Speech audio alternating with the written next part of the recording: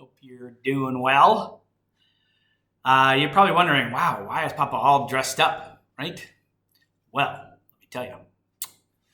You remember that Uncle Andrew went into the other study and wanted to get some money from his sister Letty, and he got all dressed up. So I figured I'll read this as if I'm all dressed up and ready to go out. And the queen, remember Jadis? I think we'll call her the witch. I don't really want to call her a queen. She decided to follow after him, and she had just opened the door. So let's see where this goes. Chapter 7. What happened at the front door? "Now, slave, how long am I to wait for my chariot?" thundered the witch. Uncle Andrew cowered away from her. Now that she was really present, all the silly thoughts he had had while looking at himself in the glass were oozing out of him. But Aunt Letty at once got up from her knees and came over to the center of the room. And who is this young person, Andrew, may I ask?" said Letty in icy tones. A distinguished foreigner, very important person," he stammered. "Rubbish," said Aunt Letty, and then turning to the witch. "Get out of my house this moment, you shameless hussy, or I'll send for the police." She thought the witch must be someone out of a circus, and she did not approve of bare arms. "What woman is this?" said Jadis. "Down on your knees, minion, before I blast you." "No strong language in this house, if you please, young woman," said Aunt Letty. Instantly, as it seemed to Uncle Andrew, the queen towered up to an ever greater height. Fire flashed from her eyes. She flung out her arm with the same gesture and the same horrible-sounding words that had lately turned the palace gates of Charn to dust. But nothing happened to Aunt Letty.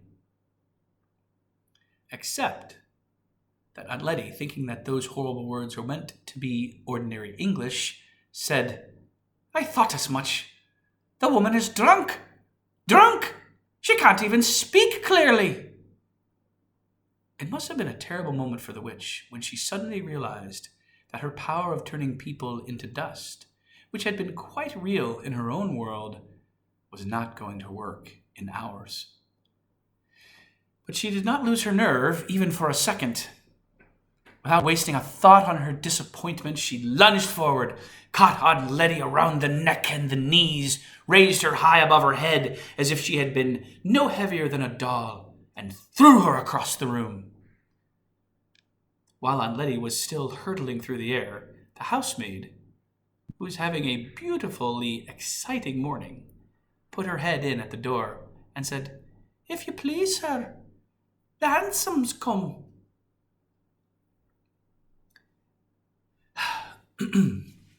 "Lead on, slave," said the witch to Uncle Andrew.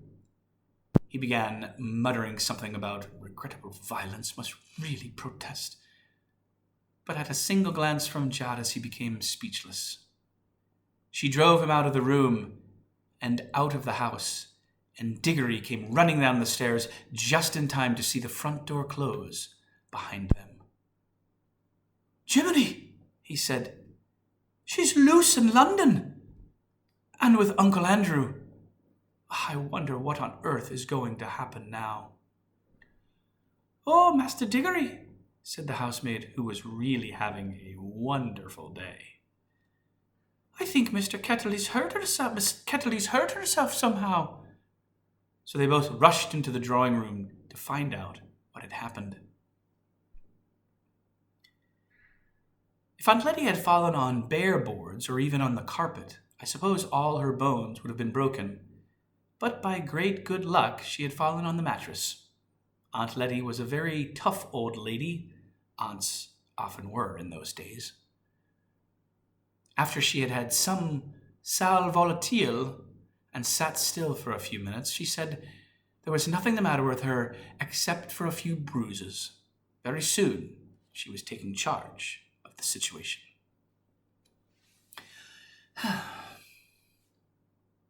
"Sarah," she said to the housemaid, who had never had such a day before, "go around to the police station at once and tell them there is a dangerous lunatic at large. I will take Miss Kirkle's lunch up myself." Mrs. Kirkle was, of course, Diggory's mother. When Mother's lunch had been seen to, Diggory and Aunt Letty had their own. After that, he had some hard thinking. The problem was how to get the witch back to her own world, or, at any rate, out of ours, as soon as possible. Whatever happened, she must not be allowed to go rampaging around the house. Mother must never see her. And if possible, she must not be allowed to go rampaging about London either. Diggory had not been in the drawing room when she tried to blast Aunt Letty, but he had seen her blast the gates at Charn. So he knew her terrible powers, and did not know that she had lost any of them by coming into our world. And he knew she meant to conquer our world. At the present moment, as far as he could see, she might be blasting Buckingham Palace or the Houses of Parliament. And it was almost certain that quite a number of policemen by now had been reduced to little heaps of dust. And there didn't seem to be anything he could do about that. But the rings seemed to work like magnets, thought Diggory. If only I can touch her and then slip on my yellow, we shall both go into the wood between the worlds. I wonder, will she go all faint again there? Was that something the place does to her, or was it only the shock of being pulled out of her own world? But I suppose I'll have to risk that. And how am I to find the beast? I don't suppose Aunt Letty would let me go out, not unless I said where I was going, and I haven't got more than 2 pence. I'd need any amount of money for buses and trams if I went looking all over London. Anyway, I haven't the faintest idea where to look. I wonder if Uncle Andrew is still with her. It seemed, in the end, that the only thing he could do was to wait and hope that Uncle Andrew and the witch would come back. If they did, he must rush out and get hold of the witch and put on his yellow ring before she had a chance to get into the house. This meant that he must watch the front door like a cat watching a mouse's hole. He dared not leave his post for a moment. So he went into the dining room and glued his face, as they say, to the window. It was a bow window from which you could see the steps up to the front door and see up and down the street, so that no one could reach the front door without your knowing. I wonder what Polly's doing, thought Diggory. He wondered about this a good deal at the first slow hour, as the first slow half hour ticked on. But you need not wonder, for I'm going to tell you. She had got home late for dinner, with her shoes and stockings very wet. And when they asked her where she had been and what on earth she had been doing, she said she had been out with Diggory Kirke. Under further questioning, she said she had got her feet wet in a pool of water, and that the pool was in a wood. Asked where the wood was, she said she didn't know. Asked if it was in one of the parks, she said truthfully enough that she supposed it might be a sort of park. From all of this, Polly's mother got the idea that Polly had gone off, without telling anyone, to some part of London she didn't know of, and had gone into a strange park and amused herself jumping into puddles. As a result, she was told that she had been very naughty indeed, and that she wouldn't be allowed to play with that Kirke boy any more if anything of the sort ever happened again. Then she was given dinner with all the nice parts left out and sent to bed for 2 solid hours. It was a thing that happened to one quite often in those days. So, while Diggory was staring out of the dining room window, Polly was lying in bed, and both were thinking how terribly slowly the time could go. I think, myself, I would rather have been in Polly's position. She had only to wait for the end of her 2 hours. But every few minutes, Diggory would hear a cab or a baker's van or a butcher's boy coming around the corner and think, "Here she comes." And then find it wasn't. And in between these false alarms, for what seemed hours and hours, the clock ticked on, and one big fly, high up and far out of reach, buzzed against the window. It was one of those houses that get very quiet and dull in the afternoon and always seem to smell of mutton. Mutton, by the way, is stewed lamb. During his long watching and waiting, one small thing happened which I shall have to mention because something important came of it later on. A lady called with some grapes for Diggory's mother, and as the dining room door was open, Diggory couldn't help overhearing Aunt Letty and the lady as they talked in the hall. "Oh, what lovely grapes!" came Aunt Letty's voice. "I'm sure if anything could do her good, these would. But poor dear little Mabel, I'm afraid it would need fruit from the land of youth to help her now. Nothing in the world would do much." Then they both lowered their voices and said a lot more that he could not hear. If he had heard that bit about the land of youth a few days ago, he would have just thought Aunt Letty was just talking about anything without meaning, anything in particular, the way grown-ups do, and it wouldn't have interested him. He almost thought so now, but suddenly it flashed upon his mind that he now knew, even if Aunt Letty didn't, that there really were other worlds and that he himself had been in one of them. At that rate, there might be a real land of youth somewhere. There might be almost anything. There might be fruit in some other world that would really cure his mother. And well, you know how it feels if you begin hoping for something that you want desperately badly. You almost fight against the hope because it's too good to be true. You've been disappointed so before. Well, that was how Diggory felt. But it was no good trying to throttle this hope. It might really, it just might be true. So many odd things had happened already, and he had the magic rings. There must be worlds you could get to through every pool in the wood. He could hunt through them all, and then Mother would be well again.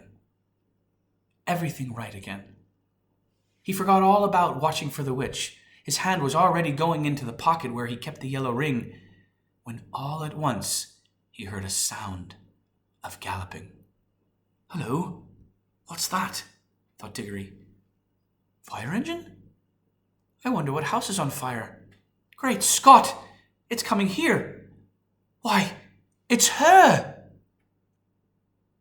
I needn't tell you who he meant by her. First came the hansom. There was no one in the driver's seat.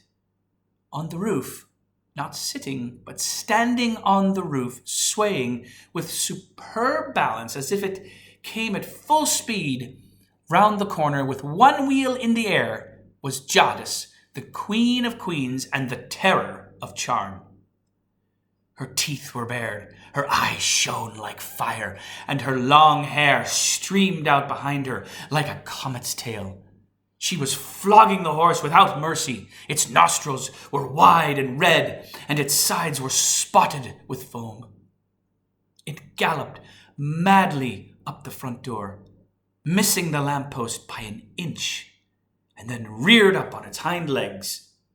The hansom crashed into the lamppost and shattered into several pieces. The witch, with a magnificent jump, had sprung clear just in time and landed on the horse's back. She settled herself astride and leaned forward, whispering things in its ear. They must have been things that meant not to quiet it, but to madden it. It was on its hind legs again in a moment, and its neigh was like a scream, and all its hoofs and teeth and eyes and tossing mane. Only a splendid rider could have stayed on its back. Before Diggory had recovered his breath, a good many other things began to happen. A second hansom dashed up close behind the first.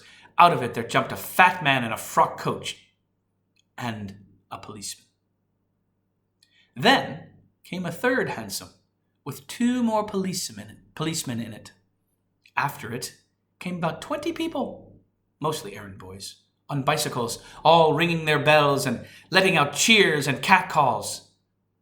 Last of all came a crowd of people on foot, all very hot with running, but obviously enjoying themselves. Windows shot up in all the houses of that street, and a housemaid or a butler appeared at every front door. They wanted to see the fun. Meanwhile, an old gentleman had begun to struggle shakily out of the ruins of the first hansom. Several people rushed forward to help. But as one pulled him one way and another, perhaps... Oh, sorry, guys. But as one pulled him one way and another, perhaps he could have got out quite as quickly on his own. Diggory guessed that the old gentleman must be Uncle Andrew, but you couldn't see his face. His tall hat had been bashed down over it. Diggory rushed out and joined the crowd. "That's the woman! That's the woman!" cried the fat man, pointing to Jadis. "Do your duty, constable! Hundreds and thousands of pounds worth she's taken out of my shop. Look at that rope of pearls round her neck. That's mine! And she's given me a black eye, too! She's given me a black eye, too, what's more!" "That she has, Governor," said one of the crowd. "And as lovely as a black eye as I'd wish to see. Beautiful bit of work that must have been, Governor. Ain't she strong, then?" You ought to put a nice raw beefsteak on it, mister. That's what it wants," said a butcher's boy. "Now then," said the most important of the policemen, "what's all this here?" "I tell you, she—" began the fat man when someone else called out. "Don't let the old cove in the cab get away. It put her up to it." The old gentleman, who was certainly Uncle Andrew, had just succeeded in standing up and was rubbing his bruises. "Now then," said the policeman, turning to him, "what's all this?" "Bumpy, Sholf!" came Uncle Andrew's voice from inside the hat. "None of that now," said the policeman sternly. "You'll find this is no laughing matter. Take that off at once, see?" This was more easily said than done. But after Uncle Andrew had struggled in vain with the hat for some time, 2 other policemen seized it by the brim and forced it off. Oh, my goodness. Thank you. Thank you, said Uncle Andrew in a faint voice. Thank you. Dear me, I'm terribly shaken. If someone could give me a small glass of brandy. Now, you attend to me, if you please, said the policeman, taking out a very large notebook and a very small pencil. Are you in charge of that there young woman? Look out! Called several voices, and the policeman jumped a step backwards just in time. The horse had aimed a kick at him, which would probably have killed him. Then the witch wheeled the horse round so fast that she faced the crowd and its hind legs were on the footpath. She had a long, bright knife in her hand and had been busily cutting the horse free from the wreck of the hansom. At this time, Diggory had been trying to get into a position from which he could touch the witch. This wasn't at all easy, because on the side nearest to him, there were far too many people. And in order to get round to the other side, he had to pass between the horse's hooves and the railings of the area that surrounded the house. For the Ketterleys' house had a basement. If you know anything about horses, and especially if you had seen what a state that horse was in at the moment, you will realize that this was a ticklish thing to do. Diggory knew lots about horses, but he set his teeth and got ready to make a dash for it as soon as he saw a favorable moment. A red-faced man in a bowler hat had now shouldered his way to the front of the crowd. "Hi, policeman, that's my horse. What she's sitting on, same as it's my cab, what she's made matchwood of." "One at a time, please. One at a time," said the policeman. "But there ain't no time," said the cabby. "I know that horse better than you do. 'Tain't an ordinary horse. His father was an officer's charger in the cavalry, he was. And if the young woman goes on exciting him, there'll be murder done. Here, let me get at him." The policeman was only too glad to have a good reason for standing further away from that horse. The cabby took a step nearer, looked up at Jadis, and said in a not unkindly voice, "Now, missy, let me get at his head, and just you get off. You're a liddy, and you don't want all these roughs going for you, do you? You want to go home and save a nice cup of tea, and have a nice cup of tea, and to lay down quiet like. Then you'll feel ever so much better." At the same time, he stretched out his hand towards the horse's head with the words, "Steady, steady, Strawberry, old boy, steady now." Then, for the first time, the witch spoke. "Dog!" came her cold, clear voice, ringing loud above all the other noises. "Dog, unhand our royal charger. We are the Empress Jadis." Well, that's the end of that chapter. We shall see what happens next.